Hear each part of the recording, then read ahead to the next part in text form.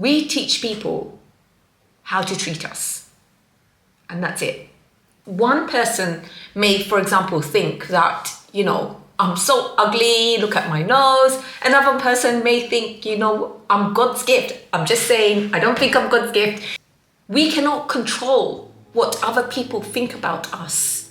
Being the nice girl only gets you so far ahead in life, and I can assure you, I was that nice girl for a very long time until I realized that people take advantage of you.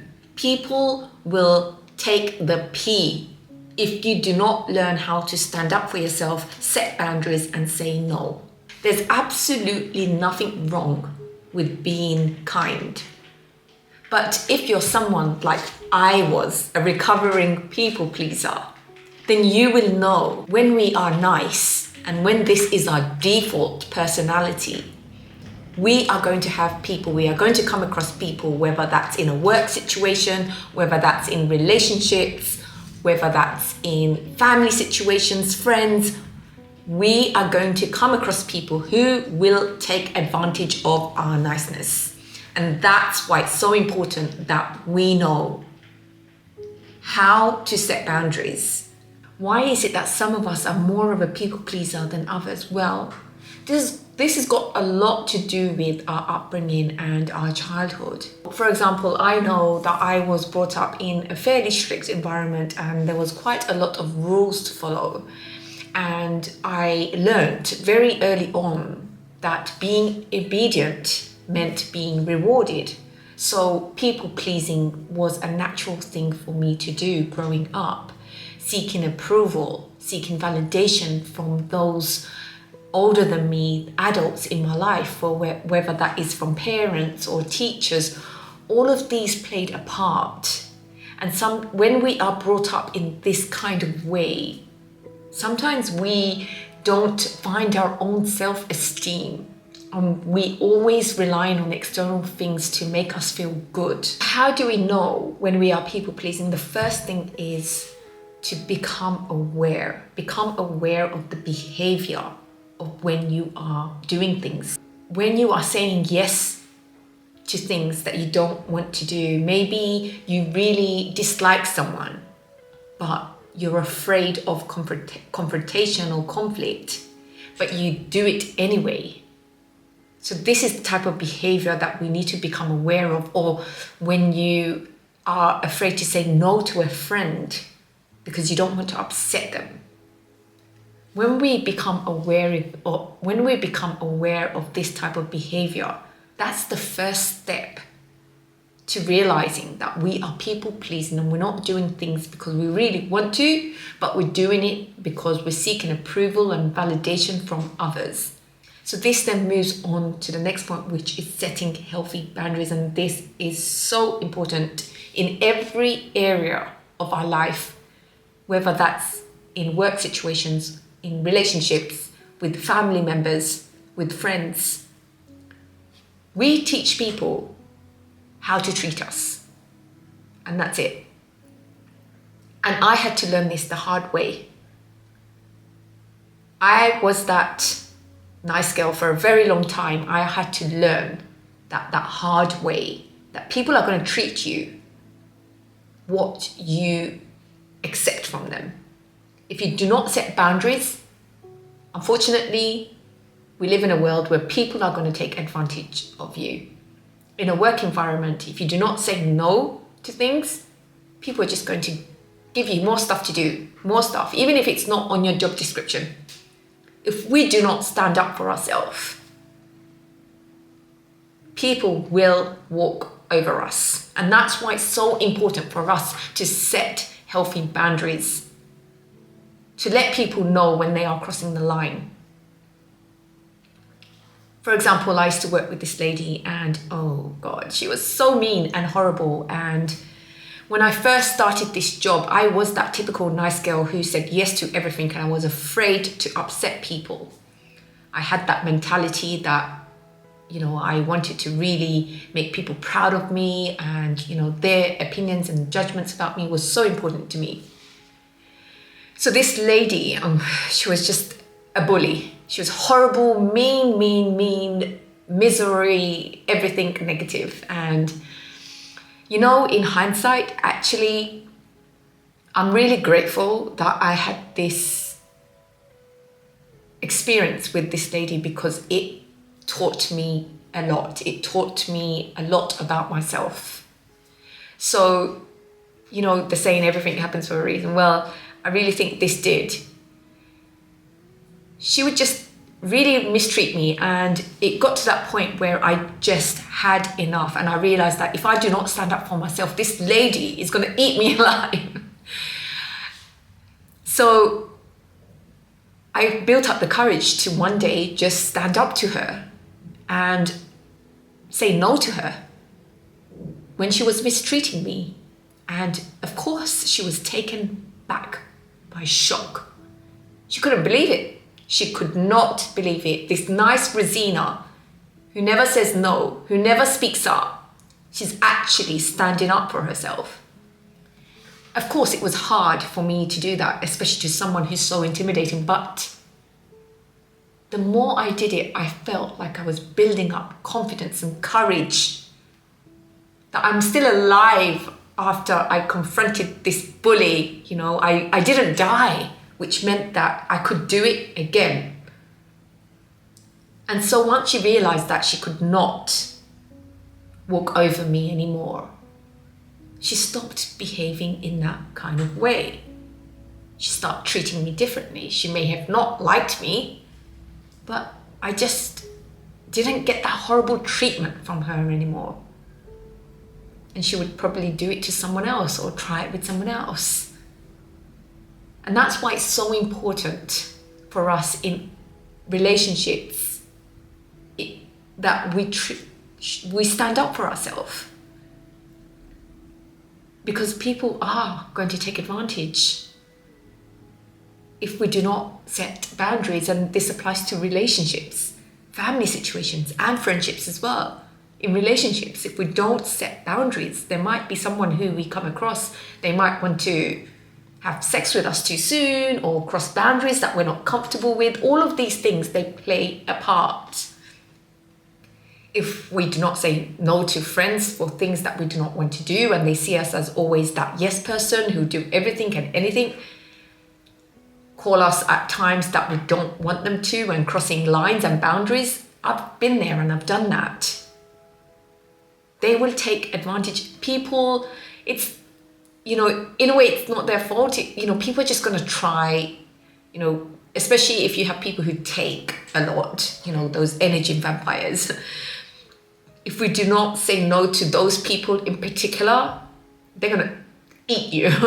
They will take, those people that do not consider your needs and just their own. These are the people who we need to be very careful of. So then this moves me to the next point, which is learning to say no. And I know how hard it is to say no, especially if you care about people's feelings and you find it hard to say no because you don't want to upset people. But guess what? If we say yes to everything, it's just not going to be good for anyone. We need to find the courage. We need to find the courage to say no to situations. And the people will respect us for saying no to things rather than saying yes and doing things half-heartedly. Isn't it better that we say no to things that we do not want to do and turn up for things with our full energetic self, with love, and we show that we actually want to do this than doing things out of resentment? Of course it is. Saying no is a skill, so it can be hard in the beginning, but with time, the more you say no, I can assure you, the easier it will get.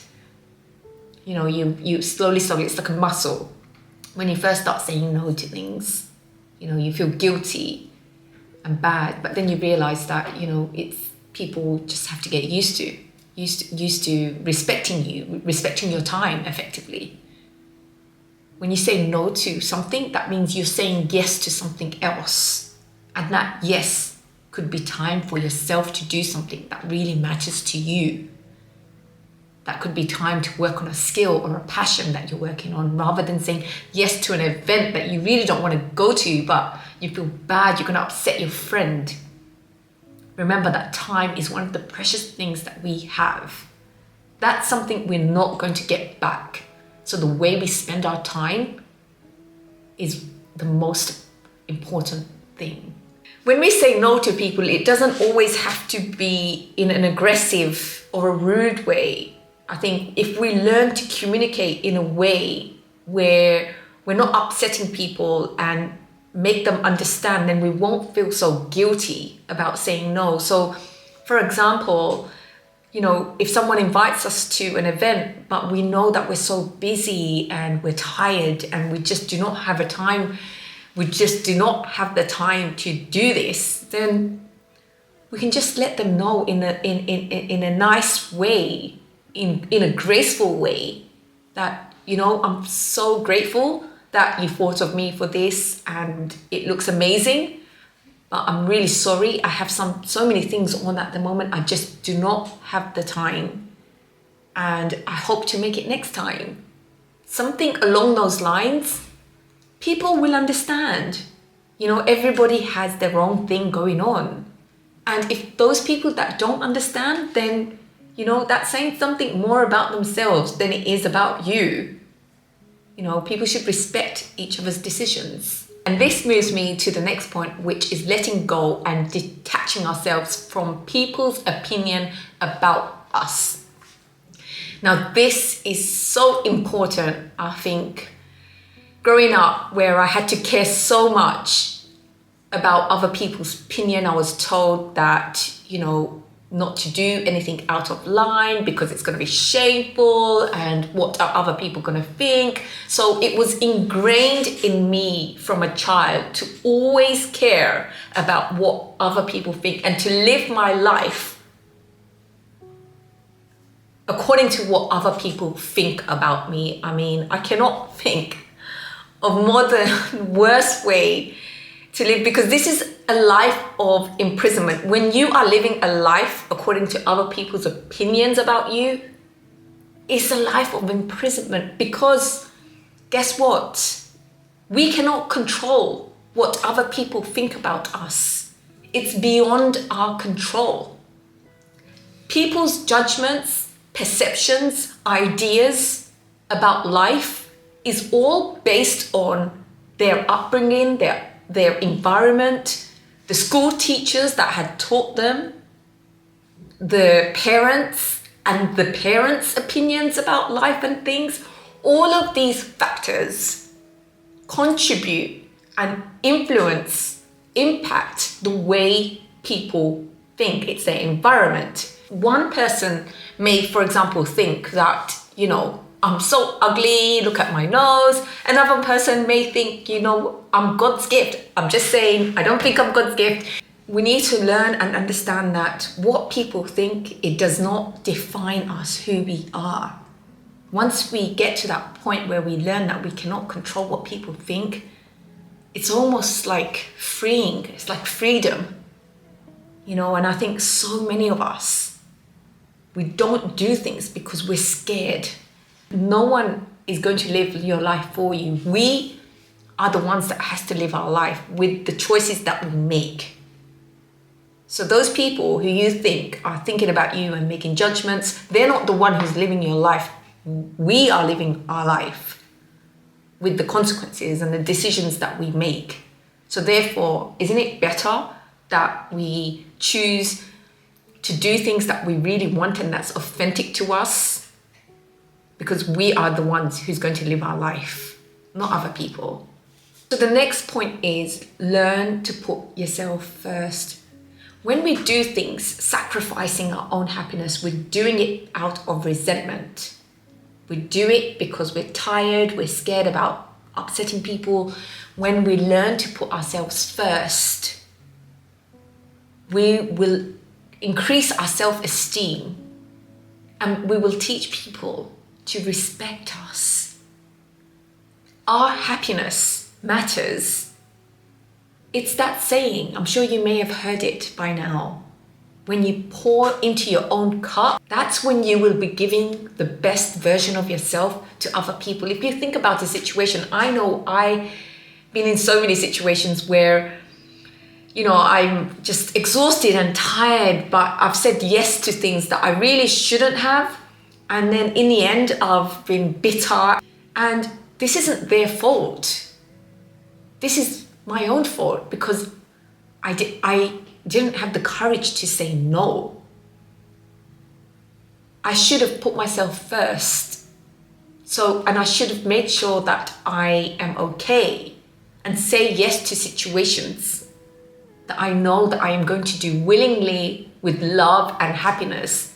And that's when people around us are going to receive the best treatment. They're going to get the best versions of ourselves, which they deserve too. I mean, isn't that what you would want from other people as well?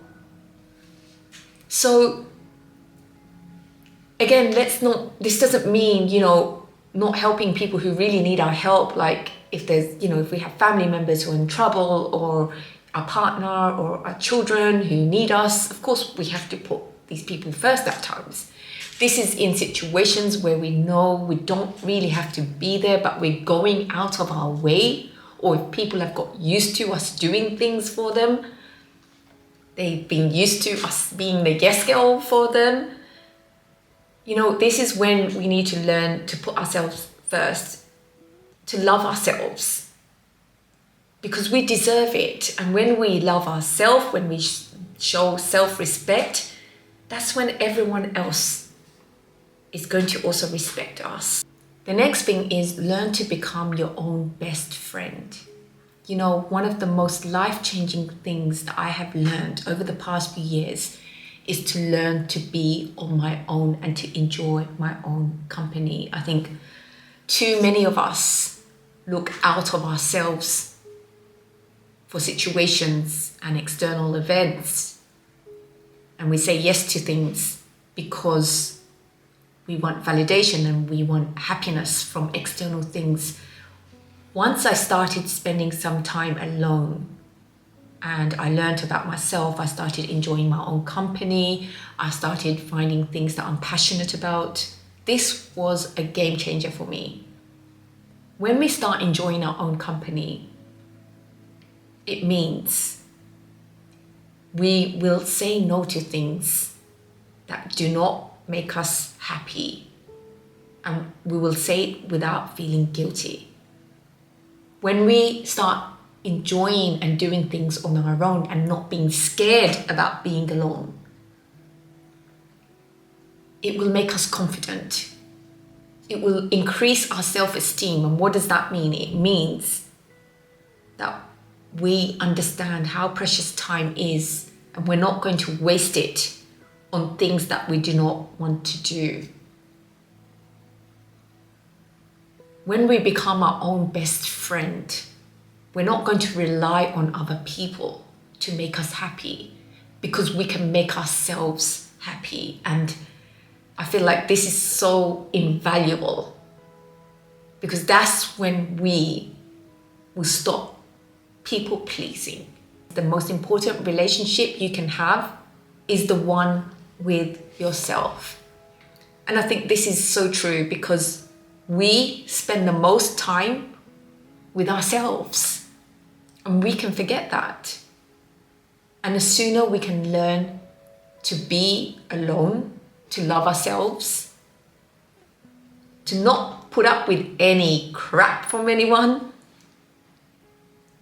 then the sooner we can live a life that's authentic to us, where we're not going to do things to people please, for validation, for approval.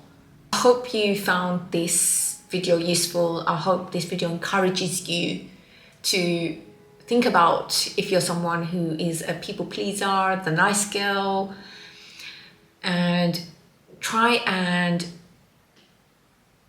see if you can change your pattern of behavior so that it can help you improve your life. And please remember that if you're someone like me who's been the nice girl for forever, it can take time, and please do not be hard on yourself if you find yourself to, relapse and still falling into this pattern of behavior where you still find it sometimes hard to say no to situations. Because even me, sometimes I come across situations where it is still hard for me to say no, and I can find myself going back into that people-pleasing mentality. So it's a journey, and be kind to yourself and you will get there. I promise you will get there, and I wish you the best in this journey. And I hope you've enjoyed this video. I hope you're all doing really well, and I look forward to seeing you in the next video. Take care. Bye.